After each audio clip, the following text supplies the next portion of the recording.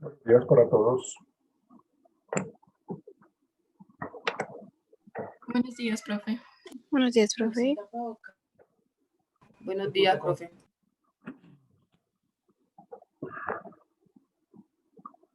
Activamos las cámaras, por favor, son tan amables.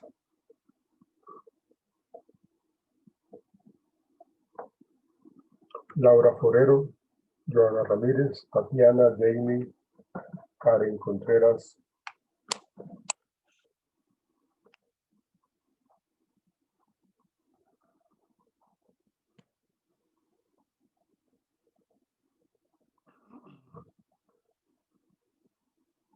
Activen sus cámaras, por favor.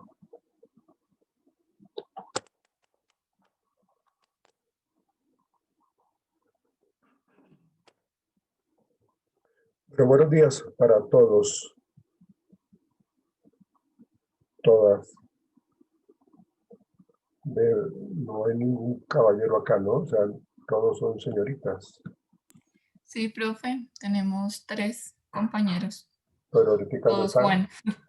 Juan Pablo Cortés, Juan Méndez y Juan Pablo Duque.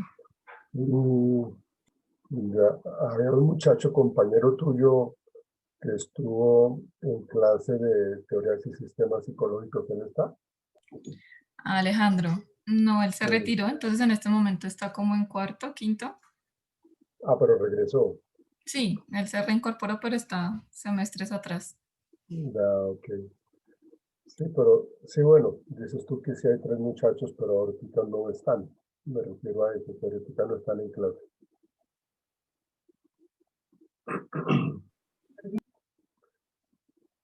Bien, entonces, vamos a comenzar nuestra clase de hoy. ¿Leyeron el artículo que aparece en la plataforma de qué es el análisis experimental del comportamiento? Sí, señor. Bueno, ok, vamos a trabajar con base en eso. Vamos a abordar el tema, pues porque tenemos que partir de esta situación de lo que tiene que ver con el concepto de este análisis experimental del comportamiento. Entonces, lo que vamos a hacer es pues, abordar este tema. ¿Qué tenemos que decir nosotros con respecto pues, al análisis experimental del comportamiento? ¿Sí? Ustedes saben de que mucho tiempo atrás se hablaba como la psicología, lo relacionado con el comportamiento no observable, ¿no? El comportamiento en cuanto a la parte eh, eh, espiritual inclusive, ¿no? Entonces, la base de nuestra conducta en el análisis experimental del comportamiento tiene que ver con las consecuencias y efectos que éstas tienen sobre nuestro organismo. De allí entonces la importancia que tiene la conducta como ese sistema conceptual, en donde cuyos elementos internos no tienen por qué ser los mecanismos que inician la conducta. Entonces, fíjense que acá lo que están diciendo es de que la generación de asociaciones entre estímulos, respuestas y consecuencias es lo más rescatable en la psicología como ciencia. Porque antes pues solamente se le daba como importancia lo que era lo que era la psique, lo que era el alma, lo que era todo este tipo de espacios de análisis, pero que realmente no explicaban muchas cosas, no veían como esas asociaciones claras. Entonces, ustedes saben de que Watson en su análisis experimental también empezó a generar que, digamos que Watson tuvo una gran influencia en lo que es hoy la psicología, ¿no? O sea, no se puede desligar todo ese aporte tan grande y tan completo que le hizo a la ciencia como tal de la psicología, ¿sí? Y él fue el que empezó a hablar de ese análisis experimental del comportamiento. Entonces, con base en eso, y leyendo un poco lo que es el artículo, entonces yo quiero escucharlos a ustedes. ¿Cuál es el concepto que ustedes tienen? ¿Qué es, cómo se examina esa, como lo dice ahí en el texto, esa triada que hay en lo que tiene que ver con la conducta, la situación, la consecuencia y toda esa relación de estímulos que se presentan frecuentemente? Entonces quiero que ustedes me digan, por favor, sus conceptos al respecto. Con base en la lectura, por favor, espero que hayan hecho la lectura del artículo que aparecía ahí para el tema de hoy. ¿Alguien? Si quiere hacer su comentario, por favor.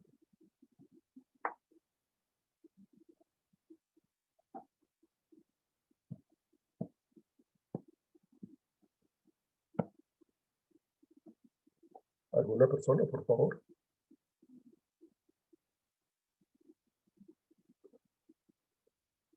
Pues, profe, pues en la lectura nos decían básicamente el inicio y pues las diferencias. Entonces estaban los mentalistas y ya como tal pues los que iniciaron, como Watson y Skinner, a que pues a operacionalizar y todo este tema de la conducta. Realmente es una lectura bastante complicada porque utiliza términos que pues hace rato no veíamos, como el tema del condicionamiento operante, pero pues es empezar a distinguir los estímulos y obviamente la importancia de estas consecuencias en el ambiente. Entonces, y cómo pues en situaciones específicas cambiaba y a esto le dieron ciertos nombres a estas Pero, respuestas. sí, claro. Centrémonos en algo para poder entender lo que es el análisis experimental del comportamiento, ¿sí? Para poder explicar lo que tú estás mencionando, Valeria. Eh,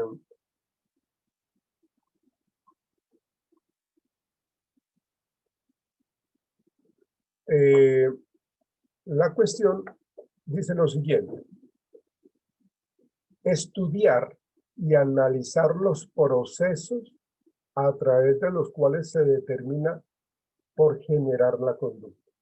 Digámoslo con base en lo que nos dice el texto, de qué es el análisis experimental del comportamiento, de la conducta, podríamos entender eso.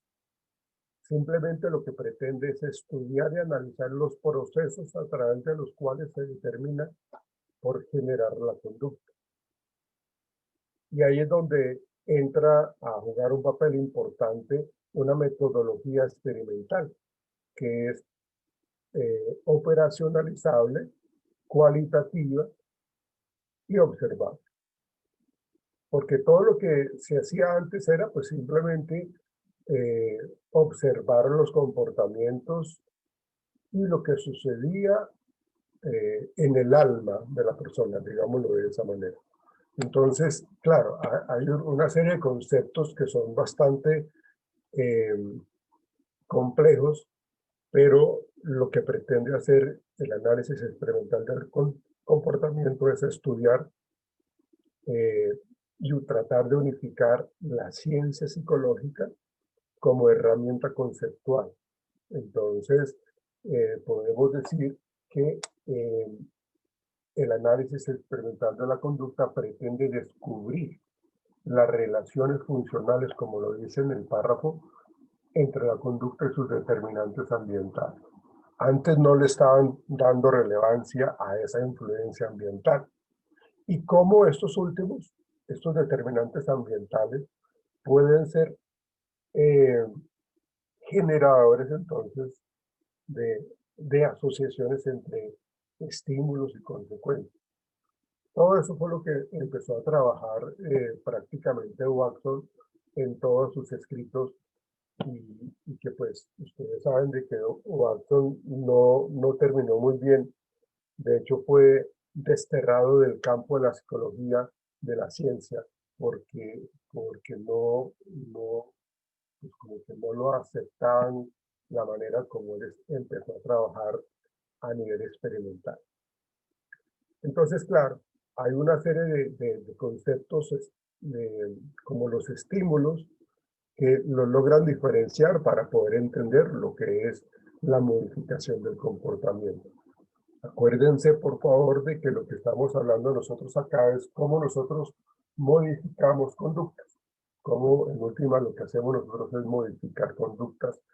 Conductas que no son adaptativas, que no son funcionales, que no son favorables para el ser humano, para la persona.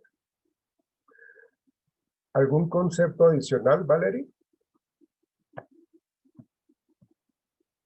que quieras agregar o argumentar?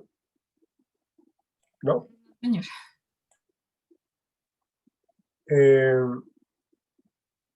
¿Qué otro concepto hay? ¿Qué nos podría decir, por ejemplo, Joana Ortiz? ¿Cuál es el concepto tuyo, Joana Ortiz?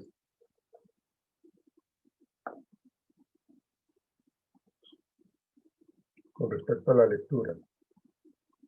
Joana.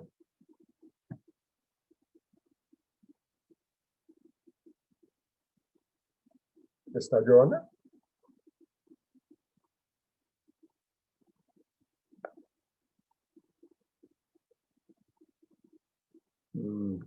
No te funciona el audio. Trata, por favor, de solucionarlo pronto, por favor. ¿Sí? Por eso es que cuando las personas no tienen la cámara, pues, como activa, entonces yo recurro a preguntarles a esas personas, porque necesito saber si sí están en la clase o no. Karen Contreras, ¿cuál es tu opinión? Karen.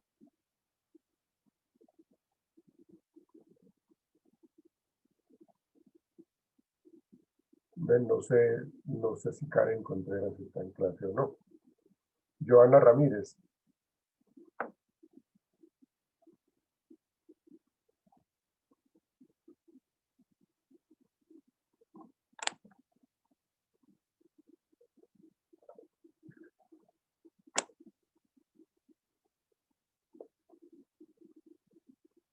Entonces, ¿cómo hacemos si no me responden, muchachos?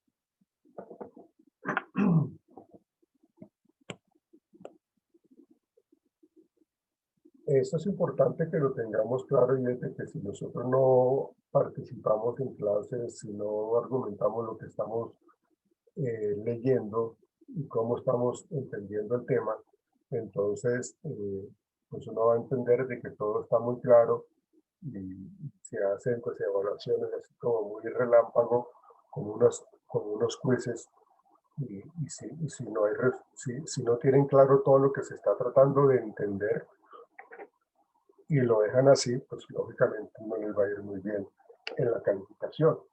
Entonces, les sugiero que participen y aborden el tema con responsabilidad, por favor. ¿Cuál sería el comentario tuyo, Laura Rodríguez, por favor, con respecto al tema?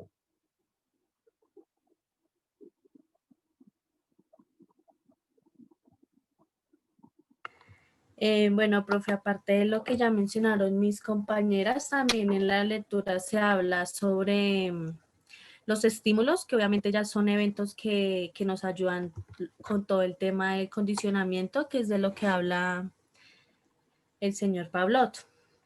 Entonces hablan como de estímulos provocadores, estímulos reforzantes y los estímulos neutrales. Y que los tres son los conceptos que permiten como tal llevar a cabo un análisis experimental de la conducta. Ahí te faltó uno, ¿no? ¿Cuál sería el que faltó allí? No recuerdo. ¿Cuál sería, Juan? Aversivo y discriminante, creo. Discriminativo. Es correcto, sí, exactamente. Todos los Ay, estímulos. profe, los aversivos. Y claro, son estímulos que empiezan a influenciar la presencia de ciertos tipos de comportamiento.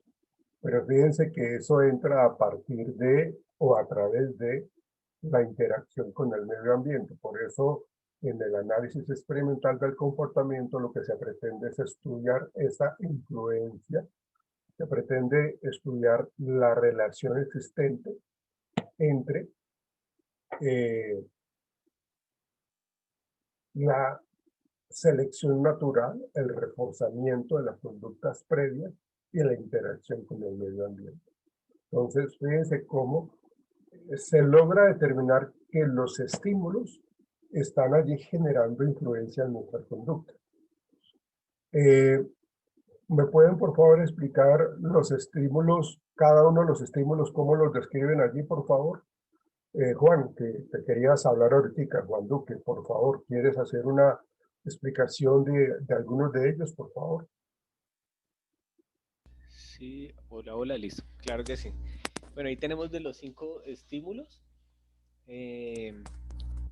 Veamos ¿cuál? El primero, que es los provocadores. Ok, ¿qué nos dice qué son los estímulos provocadores? Bueno, Pavlov en los estímulos provocadores, estos, bueno, ahí yo confundo un poco provocadores con los reforzantes. Entonces ahí, Bueno, ok, no sé cómo lo estás entendiendo, cómo lo estás analizando, no sé si alguien quiera explicarlo. Con base en lo que dice o la pregunta que tiene Juan, eh, eh, que lo está confundiendo los estímulos provocadores y los estímulos reforzantes. ¿Alguien? Díganlo, o sea, pues aquí estamos para aprender. O sea, no importa que nos equivoquemos, díganlo por favor. sí, yo los confundo por lo que veo que los dos estímulos ayudan a la conducta, así como el reforzante que refuerza, hace como un reforzador positivo. ¿El Pero el evocador cuál sería? provocador, no sé si la Ese. diferencia sea por la ocurrencia o por la frecuencia del estímulo, Ajá. o por el tipo del estímulo como tal. Eso es lo que me confunde entre los dos. Yo pensaría que es más por ese lado. Por eso se identifica como un estímulo provocador, un estímulo que desencadena, genera cierto tipo de conducta, de acción. Hasta ahí no la estamos reforzando.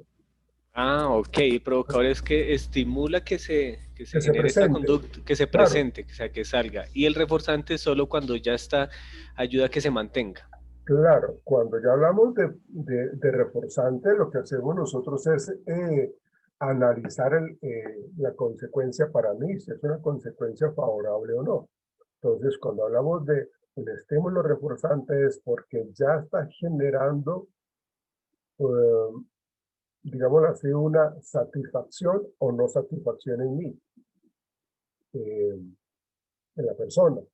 Pues sí lo provocó algo, pero hasta ese momento yo no sé qué me estaba provocando, ¿sí? ¿Qué me estaba generando? ¿Qué me estaba, si me estaba generando satisfacción o no? Solo, y eso lo mencionó muchísimo Thorndike en la ley del efecto, ¿sí? Entonces, él decía, Thorndike empezó a decir de que toda conducta que es seguida de algo que me agrada, esa conducta en el futuro se va a incrementar. Si una conducta es seguida por algo desagradable, pues esa conducta en el futuro tenderá a disminuirse, ¿sí? A no presentarse. Entonces, los estímulos provocadores simplemente lo que hacen es generar algo. Y los estímulos reforzantes son los que ya le están generando cierto tipo de, de gusto, de agrado o de desagrado. Para que se mantenga. ¿Y por qué los llamó estímulos incondicionales a estos provocadores? Pues porque aparecen, si ustedes se acuerdan, Pablo empezó a generar salivación en los perros eh, cuando le presentaba estímulos. Y son estímulos provocadores incondicionados, porque simplemente cuando un perro en este caso tiene hambre, pues cuando yo le presento una comida pues jugosa, una carne, un trozo de carne, lo que hace es salivar. Y ahí no estaba condicionado, simplemente se le presentó y ya. Entonces, por eso se habla de estímulos incondicionados, que ya lógicamente en los procesos de laboratorio se habla del condicionamiento práctico. ¿Listo, Juan? Listo, sí, señor, más claro. Ok, entonces, ¿quieres por favor, Juan, no sé si tienes ahí el artículo a la vista? ¿Lo tienes? Sí, sí, señor. Bueno, entonces, hazme un favor, Juan. Léete el primer estímulo que aparece allí. ¿Cómo lo están definiendo allí? El estímulo provocador. Estímulos provocadores. Son eventos que preceden regularmente a las respuestas y las provocan o desencadenan. Dichas respuestas... Hasta ahí, disculpa. Ok. ¿Ven? Y las provocan o las desencadenan. Son estímulos incondicionados. ¿Sí? Porque aparecen, ya están allí influyendo. Continúa, Juan, por favor. Dichas respuestas son las respondientes a las que ya nos hemos referido. Pavlov llamó a estos estímulos estímulos incondicionales, pero por un pequeño error de traducción, el mundo occidental los conoce como estímulos incondicionados. Otros estímulos provocadores son los llamados estímulos desencadenantes, a que han aludido los etólogos contemporáneos. Okay. Gracias, Juan, muy amable. Estefanía Peña, buenos días. Buenos días, profesor. ¿Quieres, por favor, hacer lectura del siguiente estímulo? Estímulo reforzante. Son eventos que al seguir a un operante aumentan la probabilidad de ocurrencia de la misma. Se los denomina también reforzadores positivos. Algunos estímulos refuerzan conductas sin que el organismo haya tenido experiencia alguna con ellos. Okay. Estos estímulos... Ok, Estefanía. ¿Entendemos qué es lo operante? Léete, Estefanía, por favor, la primera parte de lo que estabas leyendo, por favor. Son eventos que al seguir a una operante A una operante. Ok, a una operante. ¿Qué es una operante? Refuerzos positivos. Una operante es una conducta, ¿no? Una operante es una conducta. Entonces, seguido a una operante, genera cierto tipo de reacción, cierto tipo de consecuencia. Entonces, ahí estamos hablando de que una operante, que es lo mismo que conducta, pues vamos a obtener cierto tipo de resultados. Pero son reforzantes, ¿sí? Cuando uno le presenta a un niño cierto tipo de espacios, de objetos que son reforzantes, pues el niño va a querer compartir más con eso, va a querer interactuar más con eso.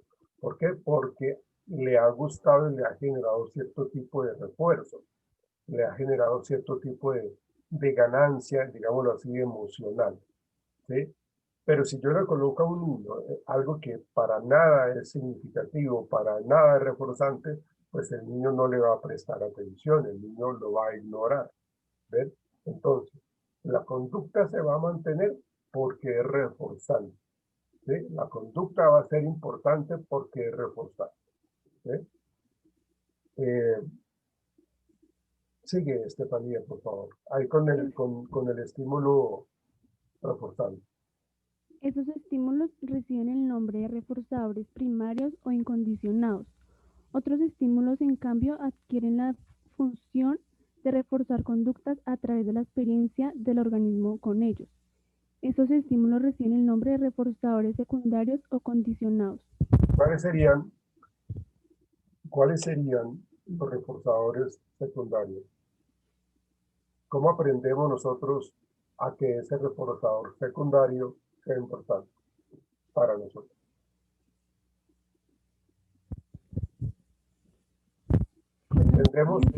Tenemos claro que es un reforzador primario y que es un reforzador secundario, ¿no? ¿Sí? El reforzador primario es algo que nos permite existir, ¿no? Es como lo más importante, lo básico, lo más necesario para poder no morirme de hambre, no morirme de sed, no tener problemas o trastornos del sueño. Entonces son los reforzadores primarios, ¿sí? Son los que me permiten a mí sobrevivir. ¿Cuáles serían entonces los reforzadores secundarios?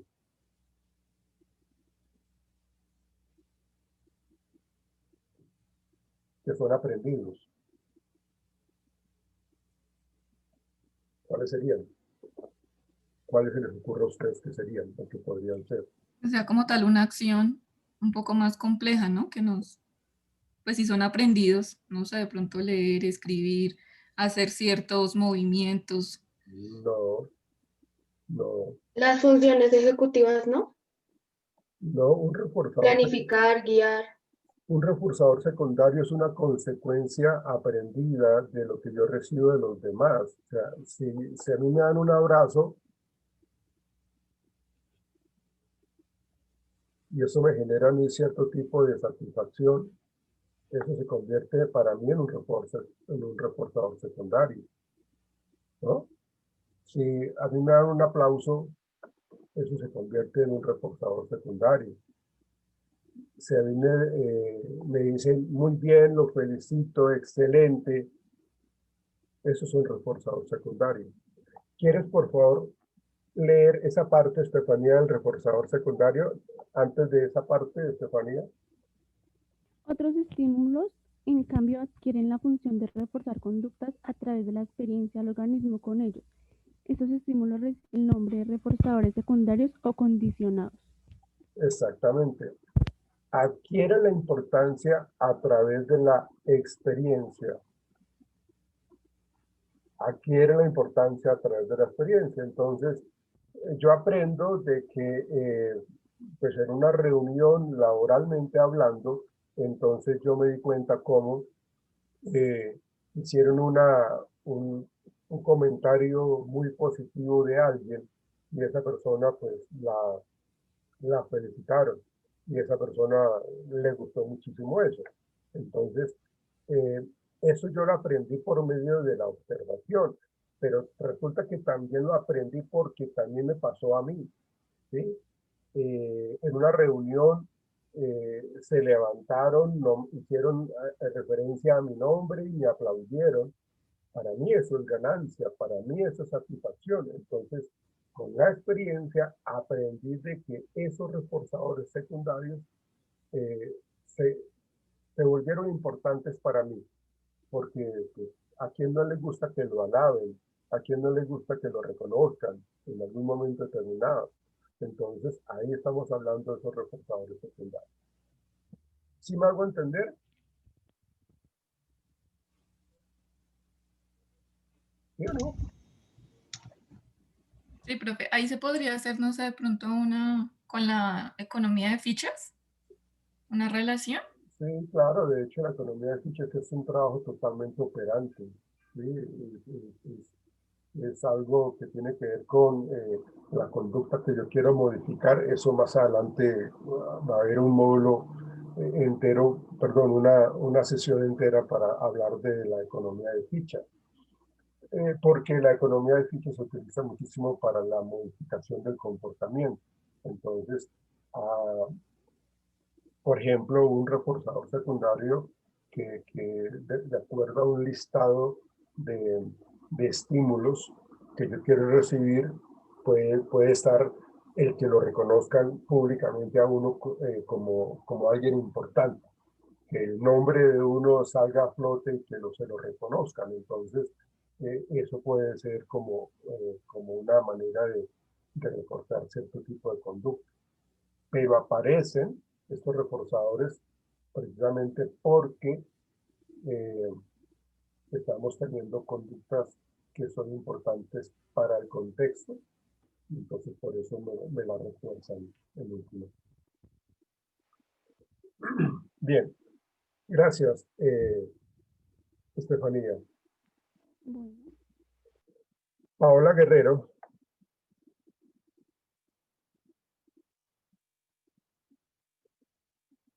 Paola Guerrero.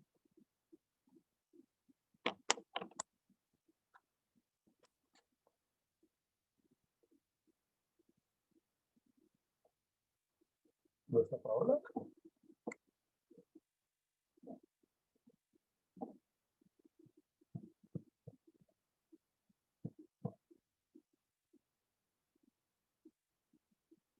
Creo que Paola no tiene audio, no sé. Paola López.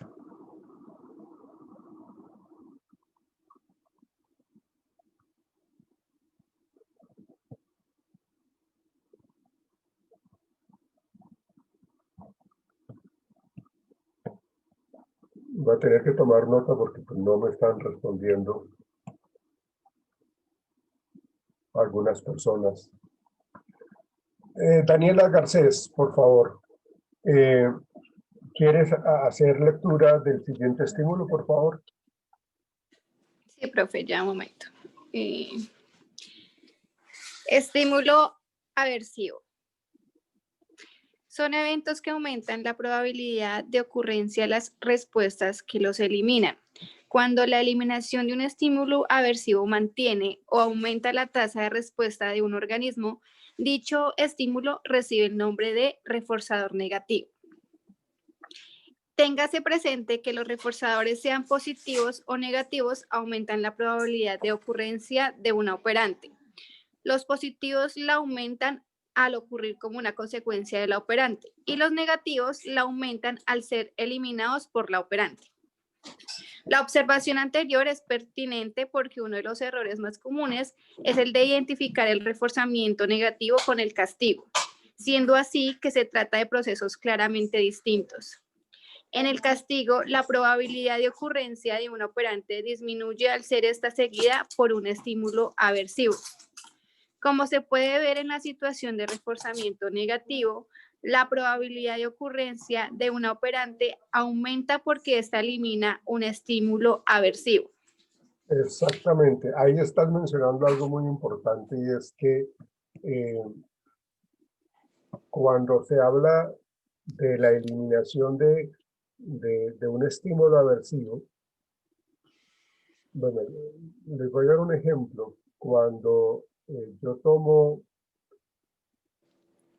un dolor de cabeza impresionantemente grande, yo tengo una jaqueca bien fuerte, ¿sí? A mí no me gusta tomar pastillas, pero entonces yo voy a tener que tomarme una pastilla para poder quitarme ese dolor de cabeza. Con esa conducta de tomarme la pastilla, que es la idea de quitarme el dolor de cabeza, ¿cómo lo llamaríamos? ¿Eso qué sería? ¿Un reforzador negativo? ¿Es un reforzador positivo? ¿Ustedes qué creen? Profe, buenos días. Hola, Natalia, buenos días. Cuéntame. Profe, negativo porque está como adquiriendo, pues está utilizando una sustancia para generar el estímulo. No es como, digamos, como algo natural, algo que pasa, sino porque él lo propicia. Claro, y además de que no me agrada mucho tomar pastillas, pero lo que consigo es disminuir mi dolor de cabeza, ¿sí? Entonces ahí estamos hablando de un reforzador negativo. Ustedes son bastante duchos en esto, ¿no? En identificar lo que es un castigo, un reforzador negativo, positivo. Eso lo tienen muy claro ustedes, ¿no?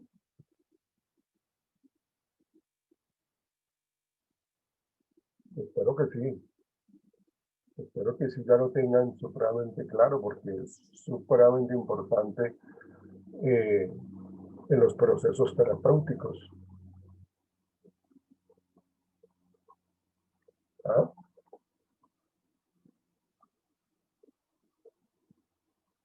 No, profe, pues realmente o sea, hemos tenido la oportunidad de trabajar pues, con ejemplos, ¿no? Entonces, en las clases que tuvimos presenciales, tanto pues en psicología del aprendizaje, hacíamos ejercicios con ejemplos. Pero pues digamos que eso se va dejando pues a través de las otras asignaturas y no, pues no se le da la Se importancia olvidan. Es lo que usted, a identificar eso en casos reales. Entonces, sí, pues no. sí.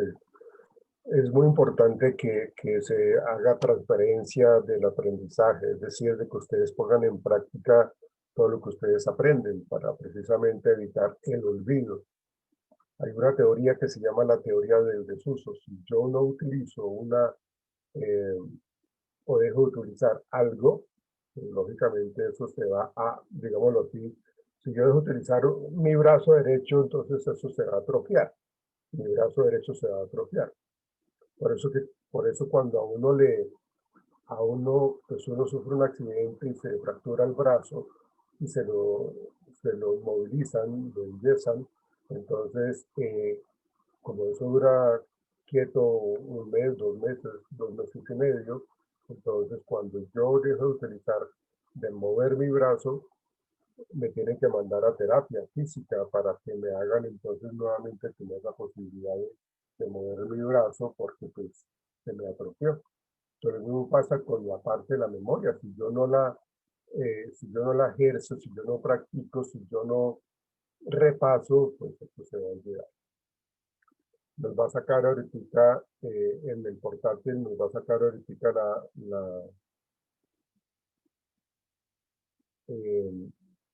nos va a sacar la plataforma, entonces ya regresamos. Permítanme un instante, por favor.